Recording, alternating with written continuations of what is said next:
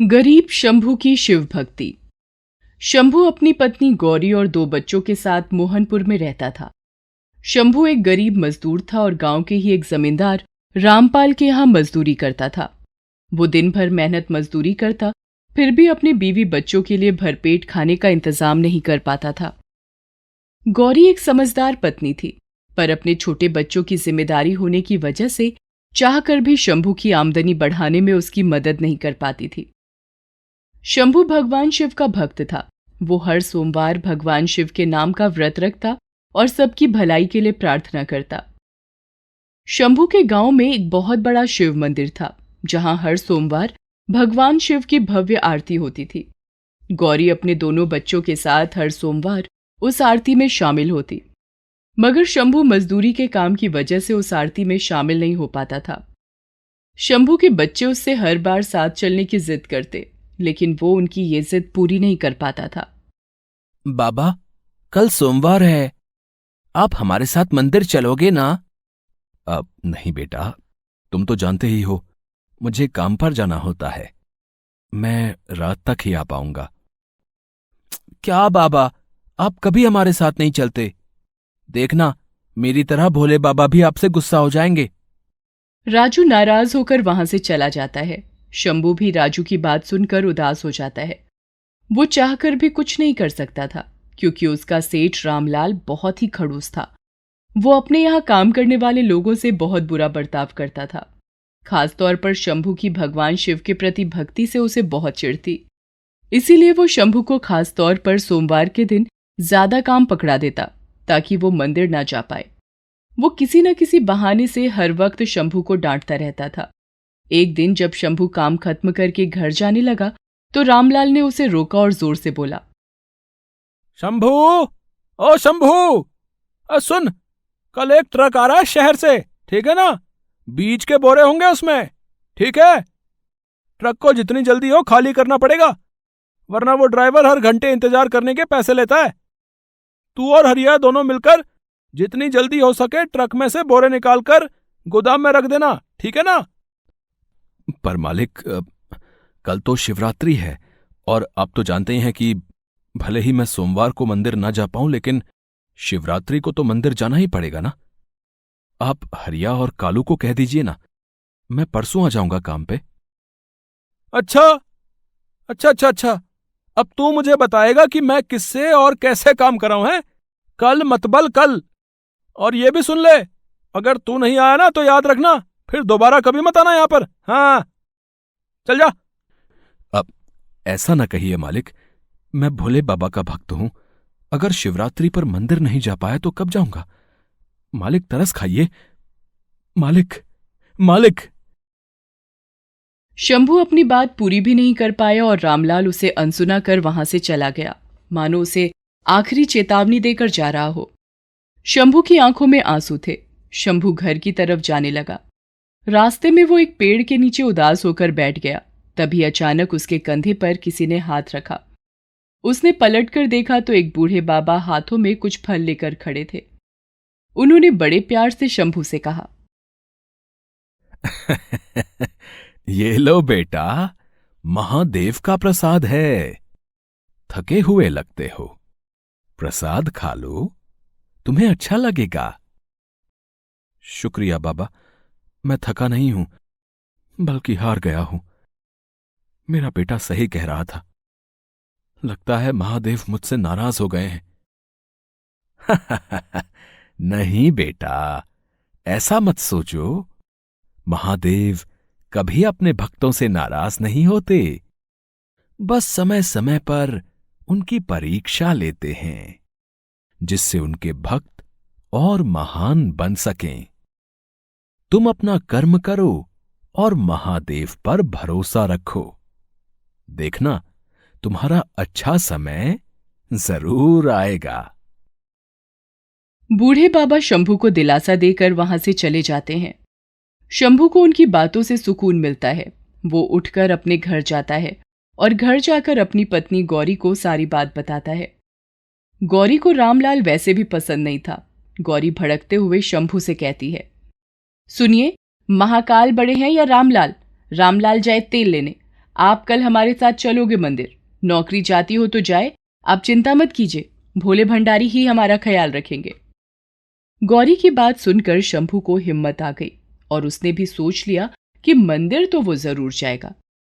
अगले दिन शंभू अपनी पत्नी गौरी और दोनों बच्चों के साथ मंदिर गया। सच्चे मन से पूजा की आरती में शामिल हुआ और इसके बाद वो प्रसाद लेने के लिए लाइन में लग गया। मगर ये क्या, उसका सेठ रामलाल ही प्रसाद बांट रहा था। जैसे ही रामलाल ने उसे देखा तो गुस्से से तमतमा कर बोला, अच्छा, तो मतबल तूने अपने मन की कर ही ली है? नहीं गया तू काम पे? सेठ जी, बस प्रसाद लेकर ही जा रहा हूं। वो बीवी बच्चों का मन था, इसलिए उनके साथ मंदिर आ गया।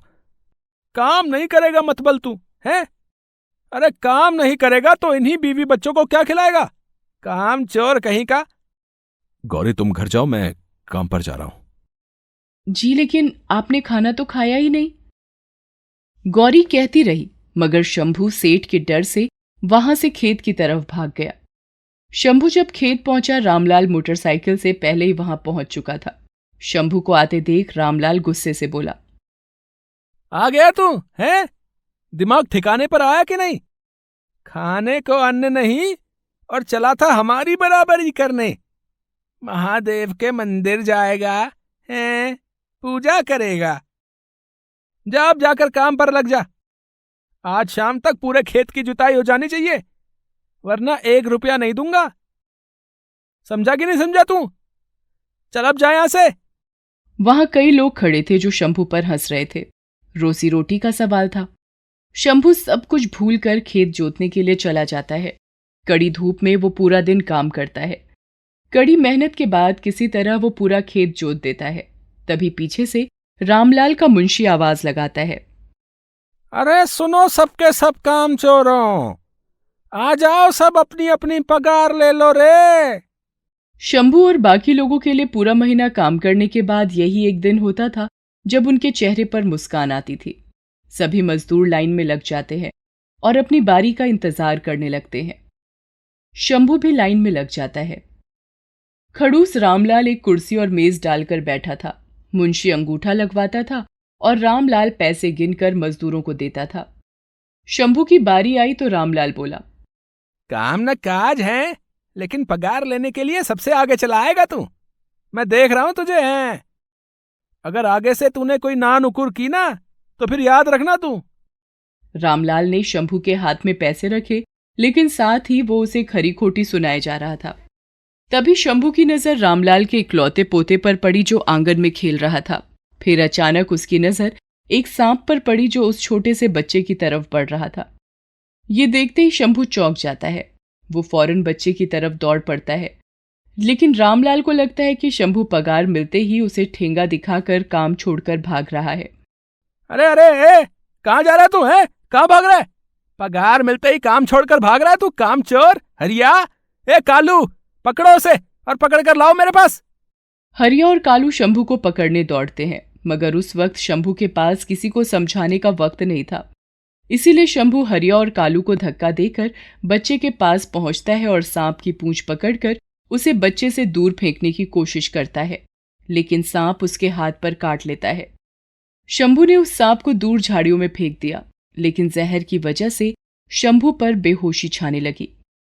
इतने में रामलाल भी वहां पहुंच जाता है। शंभू उसे देखकर हाथ जोड़ता है और बेहोश हो जाता है। रामलाल सब कुछ देख और समझ चुका था। वो फौरन शंभू को लेकर अस्पताल पहुंचा। गौरी को जैसे ही ये खबर मिलती है, वो अपने बच्चों के साथ अस्पताल की तरफ दौड़ी चली आती है। शंभू की जांच करने के बाद डॉक्टर जैसे ही बाहर निकलते हैं, गौरी रोते हुए उनसे पूछती है, क्या हुआ डॉक्टर साहब, मेरे पति ठीक तो है ना? देखिए, शंभू को जिस सांप ने काटा वो बहुत जहरीला था। उसके शरीर में काफी हद तक जहर फैल चुका है। हम अपनी तरफ से पूरी कोशिश कर रहे हैं, लेकिन जब तक उसे होश नहीं आ जाता हमारा कुछ भी कह पाना बहुत मुश्किल है। नहीं डॉक्टर साहब, ऐसा मत कहिए। कुछ भी करके उन्हें बचा लीजिए। उन्हें कुछ हो गया तो मैं और मेरे बच्चे भी जिंदा नहीं रह पाएंगे। देखिए, आप हिम्मत रखिए, हम पूरी कोशिश कर रहे हैं। पास ही खड़ा रामलाल ये सब देख और सुन रहा था। उसे शंभू और उसके परिवार की इस हालत पर बहुत अफसोस हो रहा था। इस सब के लिए वो खुद को जिम्मेदार मान रहा था। उसने डॉक्टर से कहा, डॉक्टर साहब, आप जो कर सकते हैं कीजिए, मगर शंभू को कुछ नहीं होना चाहिए जी। इलाज का पूरा खर्चा मैं दे दूंगा। देखिए, बात खर्च की नहीं है। हम जो कर सकते हैं वो कर रहे हैं। अब तो सब भगवान के हाथों में है। डॉक्टर की बात सुनकर गौरी अपने बच्चों को लेकर अस्पताल से बाहर जाने लगती है। रामलाल उसके पीछे जाता है। गौरी सीधे शिव मंदिर जाकर रुकती है और महादेव की मूर्ति के सामने हाथ जोड़कर कहती है, हे भोलेनाथ, आज तक मैंने और मेरे पति ने आपसे कोई शिकायत नहीं की। जीवन की हर कठिनाई का सामना किया, पूरी श्रद्धा से आपकी भक्ति की, लेकिन आज अगर इन्हें कुछ हो गया तो सब कुछ खत्म हो जाएगा। आप अपने भक्त के साथ ऐसा नहीं कर सकते महादेव। बचा लीजिए उन्हें, बचा लीजिए, बचा लीजिए। इतना कहते ही गौरी फूट फूट कर रोने लगती है।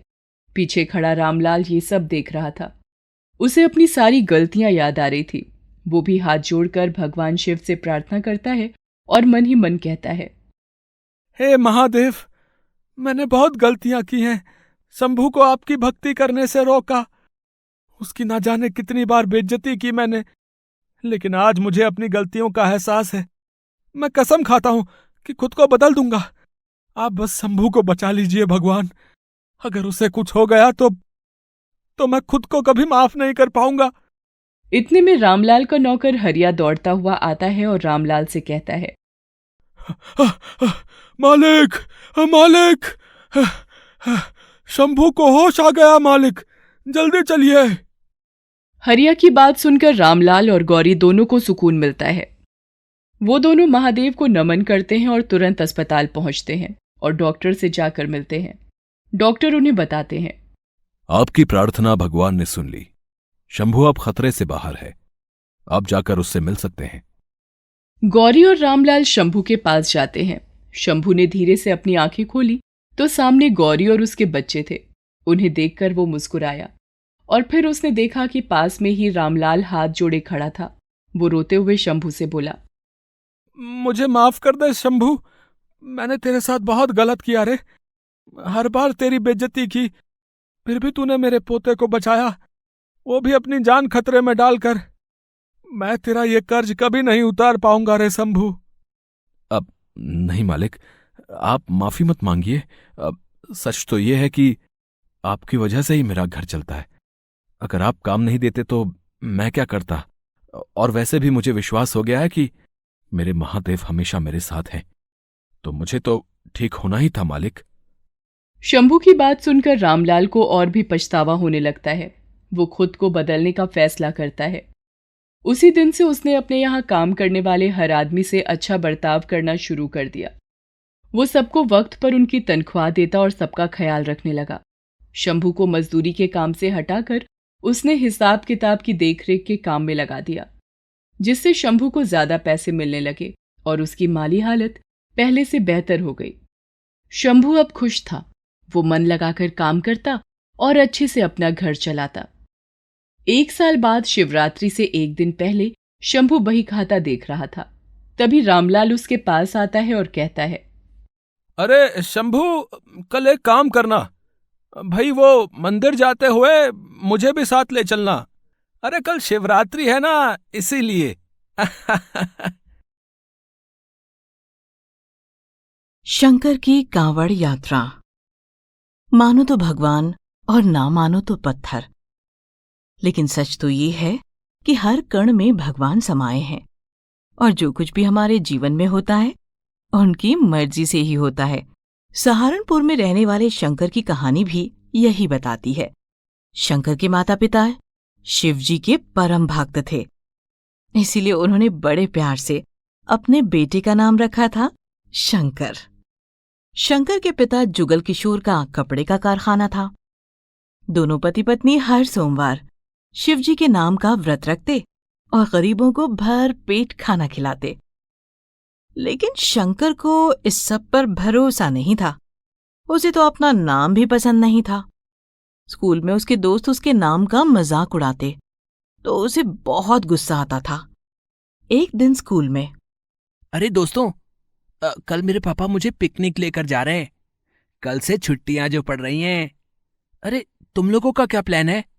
मेरे मम्मी डैडी तो मुझे वाटर पार्क लेकर जाने वाले हैं। वो देखो, शंकर आ गया।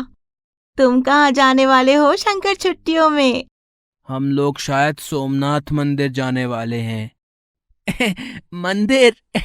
वहां तो पूजा करने जाते हैं, घूमने थोड़ी जाते हैं। लेकिन चलो कोई बात नहीं, अपना शंकर भगवान शंकर के दर्शन करके ही खुश हो जाएगा। हे। शंकर के सभी दोस्त इस बात पर हंसते हैं और थोड़ी ही देर में अपने घर चले जाते हैं। शंकर बहुत उदास था। वो दुखी मन से घर पहुंचता है। तभी उसकी माँ कृष्णा उससे कहती है, शंकर, तू आ गया बेटा। तेरे पापा और मैं अभी अभी मंदिर से लौटे हैं। आज सोमवार था ना, जल्दी से हाथ मुंह धो ले बेटा, फिर भोले बाबा का प्रसाद खा लेना, ठीक है? फिर से प्रसाद? ये हर सोमवार को मुझे प्रसाद ही क्यों खाना पड़ता है? मुझे नहीं खाना। एक बात और सुन लो माँ, कल से मेरे स्कूल की छुट्टियां पड़ रही हैं। आप लोगों को मंदिर जाना है तो जाइए, पर मुझे किसी अच्छी जगह घूमने जाना है। हाँ बस। नहीं जाना मतलब? अरे, ये क्या बात हुई? मंदिर जाने को कभी मना नहीं करते बेटा। और सोमनाथ मंदिर जाना तो बहुत बड़ी बात है।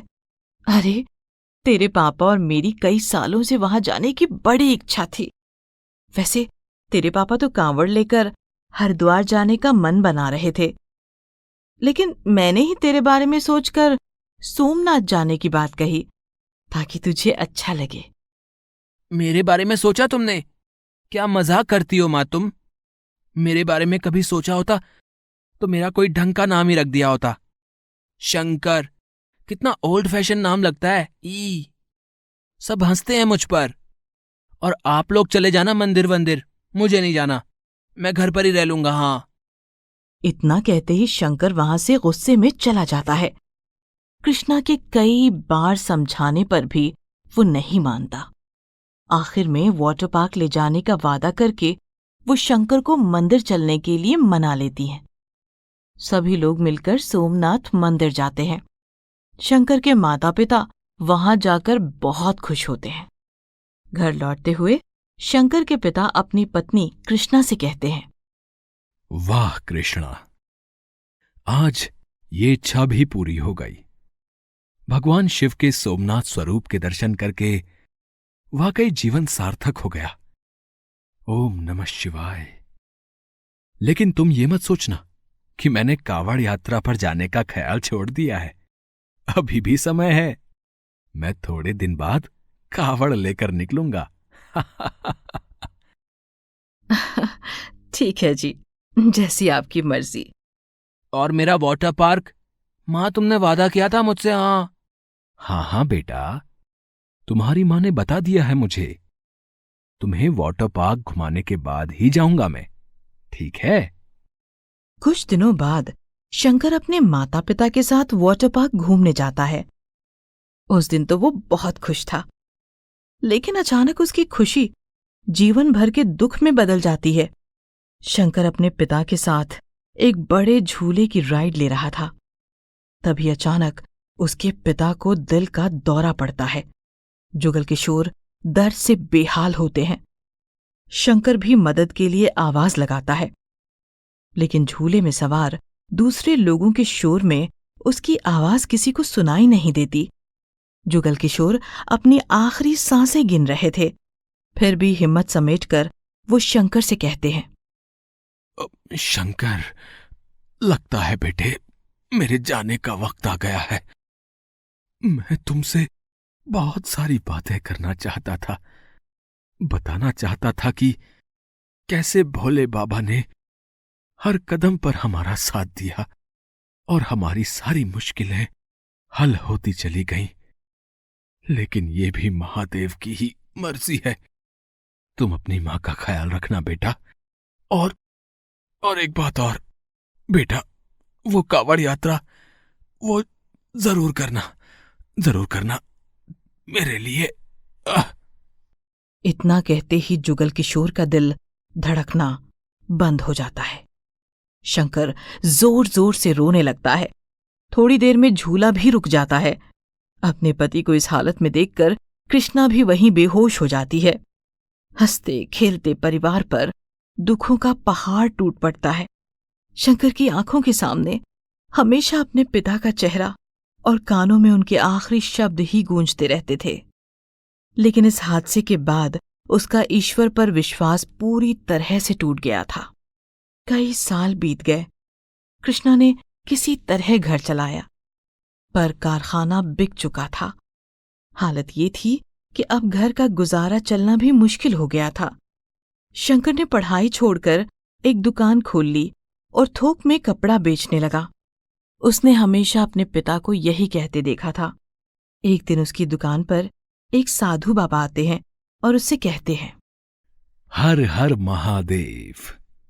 बेटा, सोमवार का दिन है, भूखे बाबा का भला कर दो। महादेव तुम्हारी हर मनोकामना पूरी करेंगे बेटा। महादेव जी ने जो करना था कर लिया। आप ये 10 रुपए लो और जाकर कुछ खा लेना। परेशान लगते हो बेटा, सब्र रखो। भोले की लीला अपरंपार है। सावन का महीना आने वाला है, कावड़ लेकर जाने की तैयारी करो, फिर देखना सब ठीक हो जाएगा। हाँ हाँ, मैं भी चला जाऊं। और अपनी मां को किसके भरोसे छोड़कर जाऊं, हैं? अपने भोले बाबा के भरोसे, जो इतने भोले हैं कि अपने भक्तों को ही दुख देते हैं। देखिए, मुझे ये सब बातें नहीं करनी है। आप जाइए यहां से। मुझे बहुत काम करना है। जाइए आप यहां से। साधु बाबा वहां से मुस्कुराते हुए चले जाते हैं। उसी शाम घर पहुंचकर शंकर जैसे ही खाना खाने बैठता है तो उसकी माँ कृष्णा उससे कहती है, बेटा, एक बात कहनी थी तुझसे। अब बस तू नाराज मत होना बेटा। मां, मुझे कुछ मत कहो। मैं जानता हूं, मैंने तुम्हें 1000 बार कहा है, आज फिर कह रहा हूं, मैं कावड़ लेकर कहीं नहीं जाने वाला।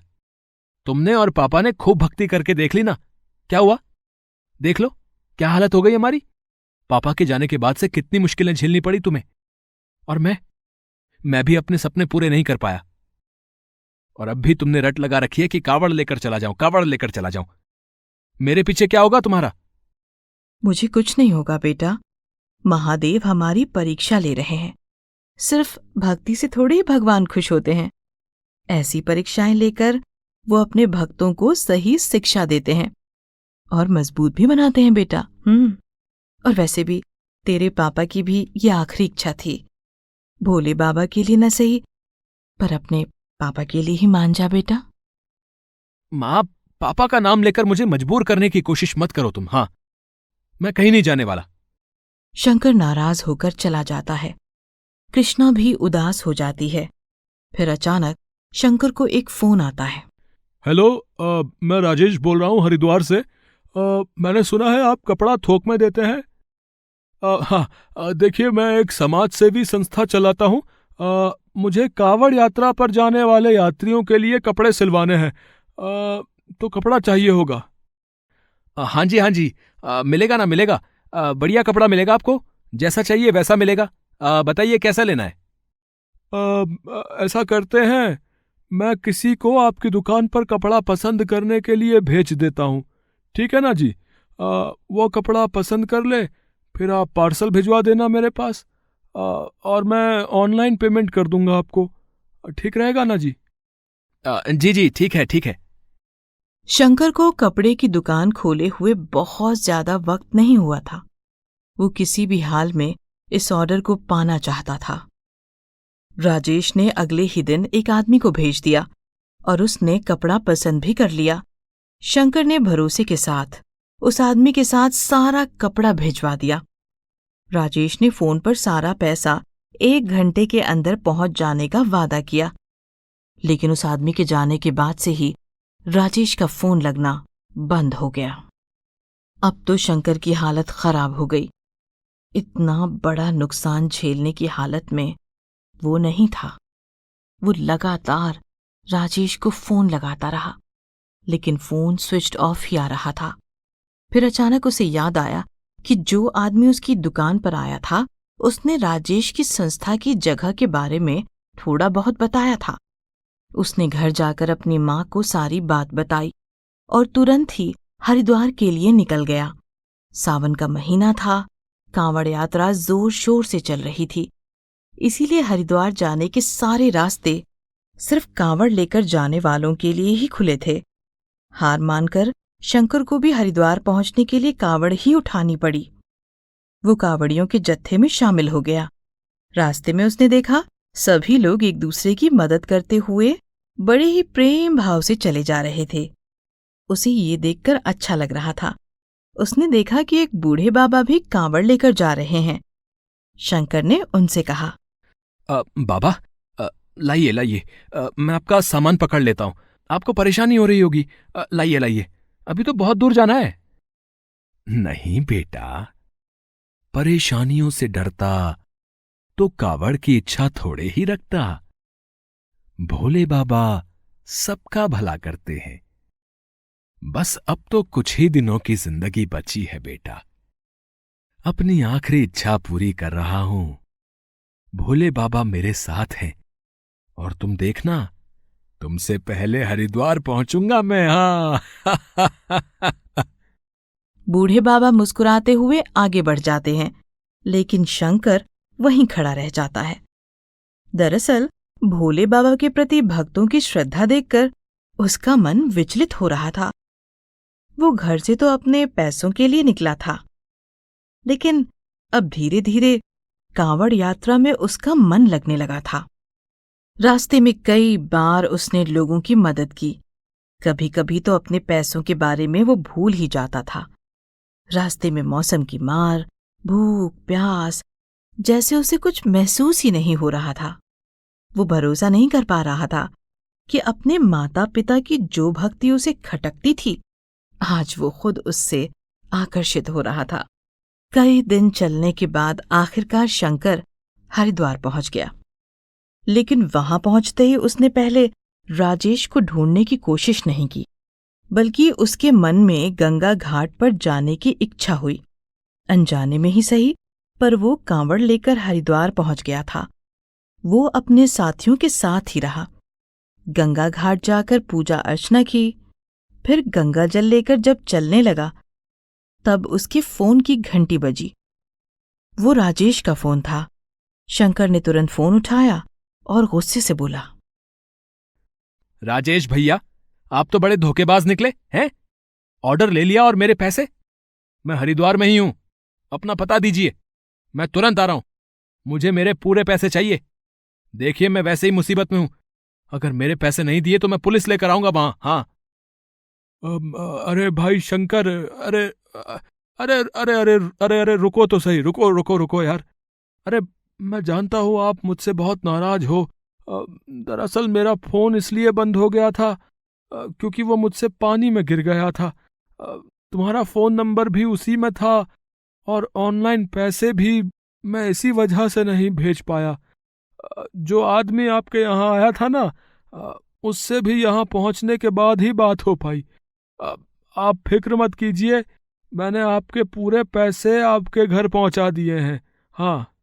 अच्छा, लेकिन माँ से फोन पर मेरी कई बार बात हुई, उन्होंने तो मुझसे कुछ नहीं कहा। आप झूठ तो नहीं बोल रहे हैं? जी नहीं, उन्होंने मुझे भी आपको पैसे पहुंच जाने की बात बताने को मना किया था। मैं भी कारण समझ नहीं पाया। अब खैर, मैंने तो आपको नया ऑर्डर देने के लिए फ़ोन किया था। आपका कपड़ा बहुत अच्छा था।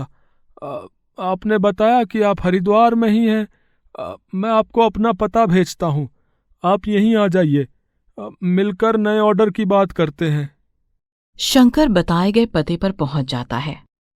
इस बार उसे पहले से भी बड़ा ऑर्डर मिलता है। वो खुश हो जाता है और तुरंत अपनी माँ को फोन लगाता है। माँ, हर हर महादेव। हर हर महादेव बेटा, नाराज है मुझसे? नहीं माँ, नाराज नहीं हूं, बल्कि शर्मिंदा हूं माँ। मैं जानता हूं कि आपने मुझसे पैसे मिलने की बात क्यों छुपाई, ताकि मैं कावड़ यात्रा पूरी कर सकूं और उसकी अहमियत को भी समझ पाऊं। मैं अब समझ गया हूं माँ, भोले बाबा हमेशा हमारे साथ हैं। मैंने कावड़ यात्रा पूरी कर ली मां, वो भी पूरे मन से। मैं जल्दी गंगा जल लेकर आ रहा हूं, फिर मिलकर महादेव को अर्पित करेंगे और आगे से मैं आपकी हर बात मानूंगा मां। जुग जुग जी मेरे बेटे, आज तेरे पापा बहुत खुश होंगे। तूने उनकी सबसे बड़ी इच्छा पूरी की है। मेरे लाल, अब जल्दी से घर आ जा, घर आ जा बेटा। कृष्णा फोन रख देती है। शंकर कुछ दिनों बाद घर पहुंचता है। अब वो पहले वाला शंकर नहीं था, वो बदल चुका था। अब वो भी अपनी माँ के साथ हर सोमवार को व्रत रखता और गरीबों को खाना खिलाता, और जब भी कोई उससे उसका नाम पूछता तो वो खुशी से बताता।